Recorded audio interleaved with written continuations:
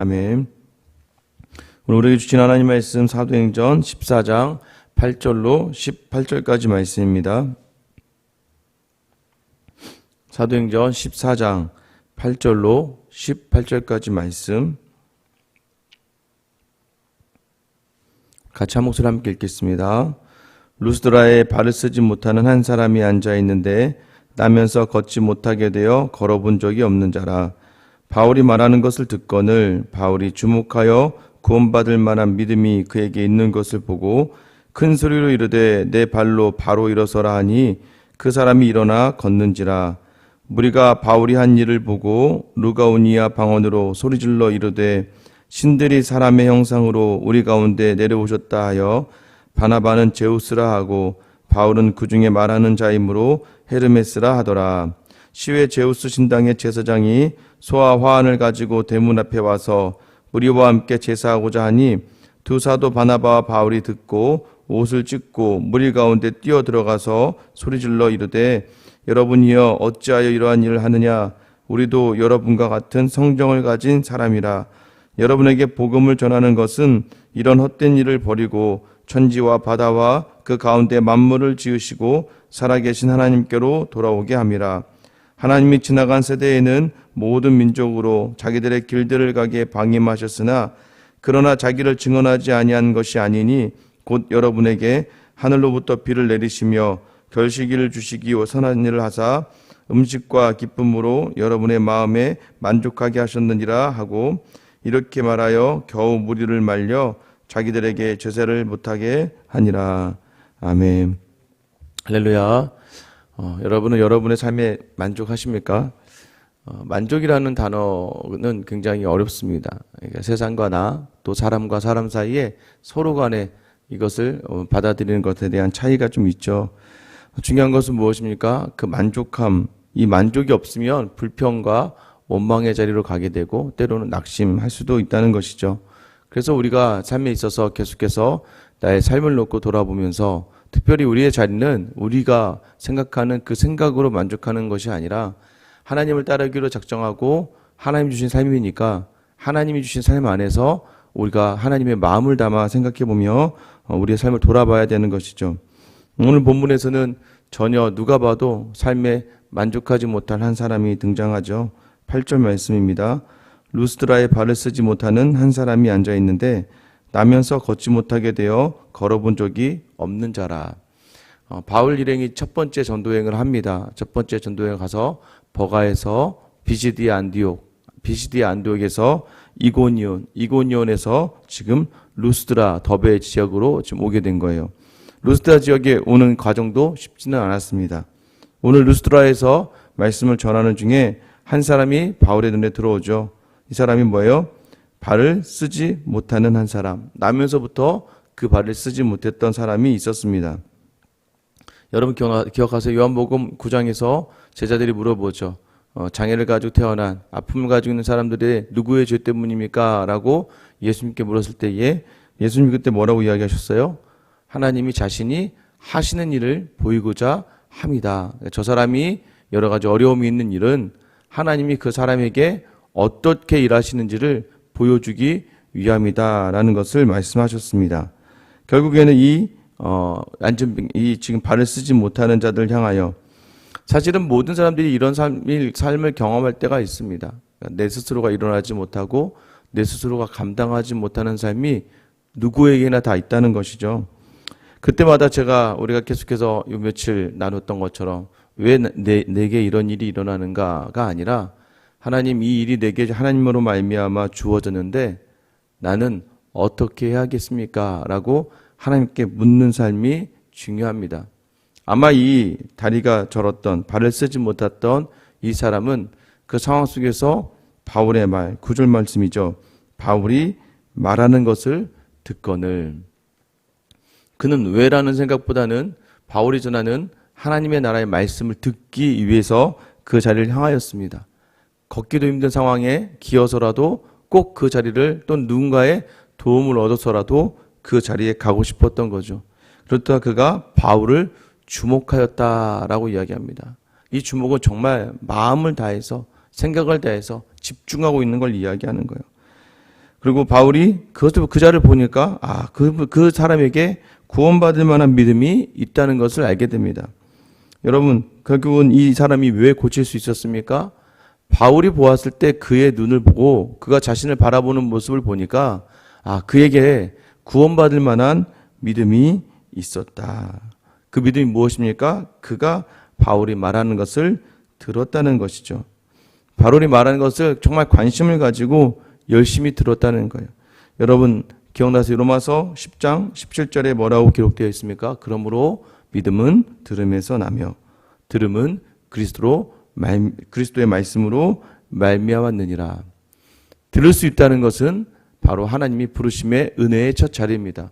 새벽에 나와서 여러분이 말씀을 듣는 이 자리는 하나님이 여러분을 부르신 은혜의 자리라는 거예요. 이 들음에서부터 구원이 시작되는 겁니다. 성도의 구원은 바로 이 말씀을 들리는 그 순간부터 하나님의 나라를 경험하게 되는 것이에요. 오늘 이 하루를 살아가는 우리에게 필요한 것이 무엇입니까? 오늘도 말씀을 들으며 사는 거예요. 그러니까 새벽에 여러분은 우린 자꾸 착각하는 경우가 있는데 내가 무언가를 기도하러 나왔다고 생각하는 경향이 굉장히 많습니다. 새벽에 나오는 다른 종교는 뭐가 다를 게 있겠습니까? 새벽마다 물을 떠놓고 비나이다 하는 수많은 토속신앙을 믿는 사람들과 새벽마다 불전에 오르고 새벽마다 자신이 속한 신에게 기도하며 하는 사람들과 뭐가 다르겠습니까? 뭔가를 구하는 자리가 아니에요. 우리는 하나님 우리를 부르신 자리는 말씀을 듣는 자리예요. 그래서요, 교회에서는 모든 기도회에 기도만 하면 되죠. 아니잖아요. 기도회에 우리가 꼭 말씀이 들어가지 않습니까? 그래서 듣는 기도, 그것이 무엇이에요? 하나님의 말씀이에요. 그 말씀을 듣고 그 말씀이 내게 원하시는 바를 행하는 삶을 살기 위해서 여러분이 이 새벽에 나온 것이지, 내가 기도 제목이 있어, 이것을 꼭 내가 이 기도 제목 하나님 이루어 주실 거야 라는 생각으로 나왔다면 여러분 올 때마다 항상 이 말씀은 여러분의 생각을 다 부수어내지 않습니까?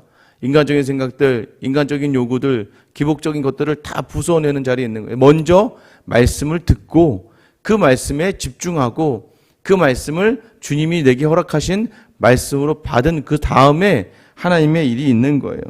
바울이 그 발쓰지 못하는 자에게 어떻게 이야기합니까? 10절에 큰 소리로 이르되 네 발로 바로 일어서라 하니 그 사람이 일어나 걷는지라. 여기서 내 발로 바로 일어서라, 이 말은요, 그러니까 지금 당장 일어나 이런 얘기가 아니에요. 자, 이제 네 발로 올바르게 일어서라 라는 거예요. 우리는 계속해서 시간의 문제로 하나님의 능력을 시험할 때가 있어요. 지금 당장 하나님 지금 빨리, 하나님 지금 내가 급하니까 빨리 이거 해주세요. 이게 이런 일들이 일어날 때만 우리는 하나님의 능력이다라고 생각하는데, 이제 돌아보면 다 하나님의 은혜가 있었음을 기억하죠. 근데 그 시간이 우리의 생각과는 너무나 다르다는 거예요. 정말 돌아보세요. 여러분 예전에 기도했던 기도의 제목들 돌아보세요. 하나하나 돌아보세요. 언제인지도 모르게 하나님이 그것을 이루어 주셨는데, 내가 원했던 때에 이루어진 게 아니라 어느 순간에 내가 기도했던 기도의 제목들이 하나님을 향해서 온전하게 구했던 것들은 다 이루어져 있다는 것을 여러분 알게 되실 거예요. 그래 하나님은요, 하나님의 방법을 바로 구원의 능력과 하나님의 능력을 보여주시는 것이 아니라 하나님의 능력을 올바르게, 정말 하나님의 의롭게 바르게 하나님의 일을 행하신다는 거예요. 그래서 우리더러도 똑같이 너희는 즉각을 원하는 삶이 아니라 하나님 앞에서 바르게 사는 삶을 구하는 그 삶, 바르게 일어서서 하나님께 나오기를 하나님이 바라보는 거예요. 그래서 항상 믿음의 문제도 시간의 문제로 나아가시면 안 돼요. 그 시간은 우리의 시간이잖아요. 우리의 시간이 아니라 하나님의 시간에 맞춰져 있을 수 있는 그러한 자세와 순종의 모습이 있어야 되는 거예요. 그래서 시간의 문제가 아니라 방향의 문제죠. 그리고 그 본질의 문제가 우리에게는 더 중요하다는 걸 아셔야 돼요. 우리가 아무리 원한다고 해도 하나님이 원하지 않는 것이면 하나님이 이루지 않으시겠죠. 왜요? 우리를 가장 잘 아시는 분이시기 때문입니다. 그렇게 해서 그가 일어나 걷습니다. 여러분, 치료를 거치지 않고 일어나 걸은 것, 아무리 우리가 하나님의 능력을 제한한다, 하나님 말씀 우선한다 해도 하나님 행하시고자 하면 행하시는 거예요. 그걸 우리 인간이 지할 수는 없습니다. 하나님이 그 상황 가운데 그 다리 못 쓰는 자를 일으켜 세워주셨다는 이 말씀은 바로 우리 또한 마찬가지입니다. 하루의 삶 속에서 하나님의 말씀에 집중하고 하나님을 바라다 보면 하나님은요, 하나님의 일을 그 사람에게 행하시는 거예요. 그 하나님의 행하심은 제한이 있는 것이 아니고 하나님의 오직 하나님의 마음에 맞는 그 시간과 그 공간 안에서 이루어진다는 걸 아셔야 되죠. 자, 이런 일이 있었습니다. 어떤 그 다음 상황 어떻게 돼요? 많은 사람들이 이제 바나바와 바울을 가지고, 바나바는 제우스다, 그리고 신들의 왕이다, 그리고 바울은 이제 바울이 대변해서 말씀을 전했기 때문인지 모르지만 바울을 헤르메스다. 헤르메스는 그 고대 로마 신화에 나오면 그 메신저입니다. 말씀을 전달하는, 이렇게 날아다니는 신발을 신고 이렇게 메신저 역할을 하는 그런 신인데, 결국 이 바울과 바나바를 그 신이라고 인정하면서 그들이 여러 가지 많은 것을 가지고 와서 바울과 바나바에게 바치죠. 근데 왜 이런 일이 있냐면 이 루스드라의 신화가 있습니다. 루스드라의 전설, 우리가 전설의 고향 예전에 그 전설, 그 지역에 있었던 신화 같은 이야기들이 나오지 않습니까? 이 루스드라의 신화에 뭐가 있냐면 이 지역에 제우스와 여러 신들이 도착을 했었는데, 사람의 모습을 가지고 이 루스드라에 있는 사람들이 그들을 냉대했습니다. 그러자 그 신들이, 제우스와 비롯한 그 신들이 그 도시를 황폐하게 만들었던 신화가 있어요. 그래서 이들이 그 신화를 바탕으로 해서 바나바와 바울이 보여주는 이 신적인 놀라운 일을 보면서 혹여나 또 그 신들을 냉대했다가 이 도시가 폐허가 될 수 있겠다는 생각을 가지고 그들이 정성을 다해서 바나바와 바울을 제우스다, 헤르메스다, 신이다라고 인정하면서 그들을 칭송하려고 하고 그들을 높이려고 한 찰나였습니다. 여러분, 이러한 높임 가운데 모든 인간이 쉽지는 않습니다. 그러지 않습니까? 아니라고는 해도요, 사람이요, 누군가 자신을 칭찬하고 자신을 높여주고 자신을 인정해주면 어느 사람 싫어할 사람이 어디 있겠습니까? 그러나 믿음의 자리에서는 이 자리가 굉장히 위험한 자리라는 걸 아셔야 돼요. 바나바와 바울이 어떻게 반응합니까? 14절에 보면 옷을 찢고 무리 가운데 소리를 지릅니다. 여러분, 어찌하여 이런 일을 하십니까? 우리는 여러분과 같은 성정을 가진 사람이다. 이 표현이 무엇입니까? 나나 여러분이나 똑같다. 그러니까 여러분, 교회 안에서는요, 바울도 이방인 민족, 이방 사람들에게 이야기할 때 나와 여러분이 하나님 앞에서 다 일반이다, 똑같다라고 이야기한다는 것이죠. 그러니까 교회 안에서는, 특별히 믿음 안에서는요, 차별이 있어서는 안 되고, 교회 안에서는 특수한 그런 계급과 직분이 있는 것이 아니에요. 다 똑같은 존재입니다. 저나 여러분이나 장로님이나 권사님이나 집사님이나 성도나 다 똑같은 그냥 하나님의 은혜로 이 자리에 있을 수밖에 없는 죄인일 수밖에 없는 우리를 인정해야 되는 거예요. 여러분, 얼마 전에 우리 본문 말씀에 헤롯이 어떻게 해요? 야고보를 죽이고 나서 베드로를 죽이면 사람들이 좋아하니까 베드로까지 잡아 죽이려고 했지만 결국 실패하죠. 그리고 나서 가이사랴 빌립보로 향한 다음에 그곳에서 괜히 두로와 시돈을 괴롭혔다가 많은 사람들 앞에서 연설할 때에 사람들이 그를 신으로 추앙합니다. 그래서 어떻게 합니까? 야, 저건 신의 목소리야. 이제 많은 사람들이 그 아부하는 거죠. 그 목소리를 듣고 헤롯이 하나님께 영광을 돌리지 않았다가 바로 충에 맞아 죽지 않습니까? 이 헤롯과 반대되는 모습을 오늘 바울이 보여주는 거예요. 여러분에게로 영광이 향할 때 굉장히 조심하셔야 돼요. 여러분에게 많은 사람들이 칭찬이 향할 때, 특별히 교회 안에서는 굉장히 조심하셔야 됩니다. 항상 돌아봐야 돼요. 저도 마찬가지예요. 여러분, 사람이요, 자기를 칭찬해주고 인정해주면 정말 겉으로는 아닙니다 하지만 싫어할 사람이 어디 있겠습니까? 그러나 중요한 것은 뭐예요? 그 모든 것을 다 하나님께로 돌릴 수 있고 하나님이 주신 것이라고 확신하는 그 사람에게 하나님은 더욱더 그 사람을 통해 일하시는 거예요. 거기에 많은 사람들, 많은 목사님들이 무너지는 자리가 어디입니까? 바로 이러한 자리예요. 하나님께 돌려야 될 영광을 자기가 가로채는 것이죠. 뭐가 들어가서 그래요? 내 노력이 들어가서, 내 수고가 들어가서 내가 열심히 했더니 되는 것이다, 내가 똑똑해서 되는 것이다 라고 하는 착각 가운데 있기 때문입니다. 여러분의 가정과 여러분의 직장과 여러분의 사업의 모든 자리는 오직 하나님이 이끄시는 자리인 줄 기억하셔야 돼요. 그래서 그 모든 일이 다 하나님이 행하셨음을 말미암아 감사의 자리로 나아가셔야 돼요. 이것이 바로 우리 믿는 사람들이 보여줘야 될 믿음의 모습입니다. 그러고 나서 바울이 그들에게 뭐라고 이야기합니까? 15절에 여러분에게 복음을 전하는 것은, 왜 내가 이 복음을 전했냐면 이런 헛된 일, 사람을 추앙하는 일, 사람이 만든 거, 사람들이 뜻을 모아서 만든 것들을 추앙하는 그런 헛된 일을 버리고 천지와 바다와 그 가운데 만물을 지으시고 살아계신 하나님께로 돌아오게 함이라. 구약의 모든 선지자들의 말은 돌아오라는 거예요. 돌아와라, 회개하라. 이 리턴이잖아요. 돌아오라는 거예요. 다 돌아와라, 돌아와. 이 슈브라는 단어인데요. 돌아오는 거. 하나님께로 돌아와라. 다시 원래 말씀 자리로 돌아와라. 우리 교단이 추구하는 개혁주의와 복음주의 핵심은 다시 말씀으로 돌아오는 거예요. 개혁이라는 게 뭐 뒤집어 엎는 게 아니에요. 개혁주의라는 이 말은 다시 말씀으로 새롭게 한다는 거예요. 다시 말씀으로 돌아오고, 왜요? 껍데기는 자꾸 바뀌니까. 껍데기는 계속 바뀌어 나갈 수밖에 없어요. 교회 행태는 지금 이제 인터넷으로까지 예배드리는 모습이 되어버리고 말았잖아요. 그러니까 모습은 이렇게 바뀔 수 있어요. 그러나 인터넷으로 예배를 드리던 아니면 무엇으로 예배를 드리던 간에 예배의 본질로 돌아올 수 있어야 되는 것이죠. 이것이 하나님의 마음이라는 거예요. 너희 마음이 어떠한 상황 속에서도 천지를 만드시고 모든 것을 주관하시는 하나님 앞으로 돌아오게 하기 위하여 복음이 선포된다는 것을 기억하라는 거예요. 16절 말씀 보시면 하나님이 지나간 세대에는 모든 민족으로 자기들의 길들을 가게 방임하셨으나, 여기서 방임하다는 의미는 뭐냐면 하나님 마치 너희를 그냥 내버려 둔 것처럼 느껴졌지만 그렇게 아무리가 죄를 지어요? 하나님 그냥 놔두시네?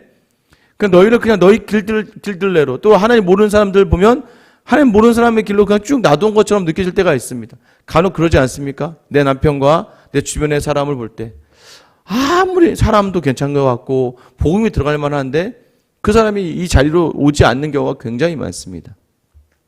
그럴 때 어떻게 해요? 그럴 때 하나님이 지금은 놔두고 있는 중이에요. 그냥 놔두고 있는 중. 그러나 17절, 그러나 자기를 증언하지 아니한 것이 아니다. 하나님이 그들을 그냥 놔두지 않는다.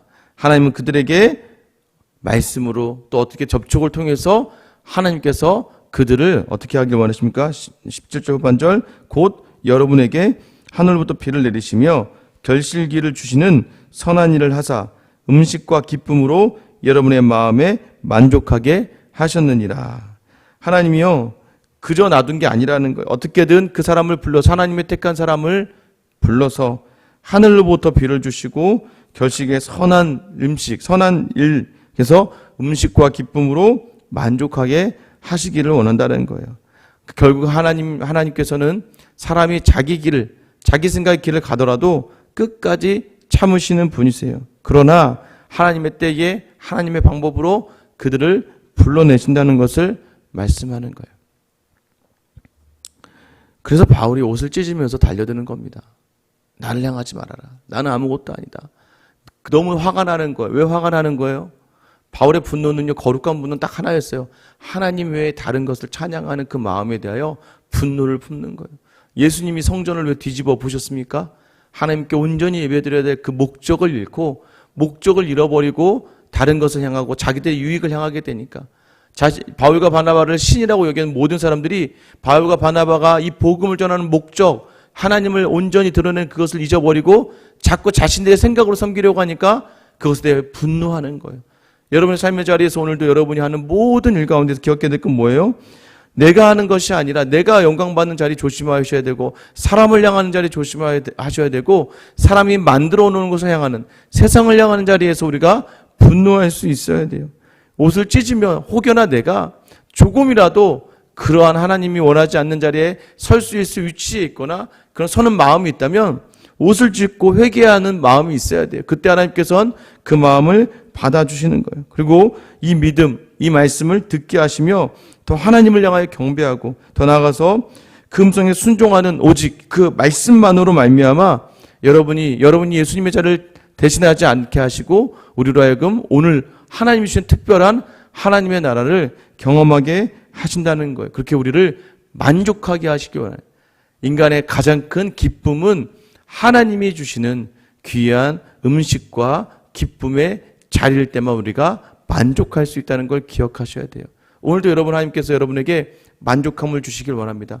그런데 우리의 삶이 마치 다리를 쓸 수 없는 한 사람과 같지만, 그러나 말씀 안에 거할 때 이 말씀이 우리를 버리지 아니하고 반드시 하나님의 구원을 경험하고 하나님의 행하심을 경험할 수 있는 귀한 자리로 이끌어 주신다는 거예요. 오늘 이 말씀이 여러분을 만족하게 하는 귀한 역사가 있기를 예수님의 이름으로 축원합니다.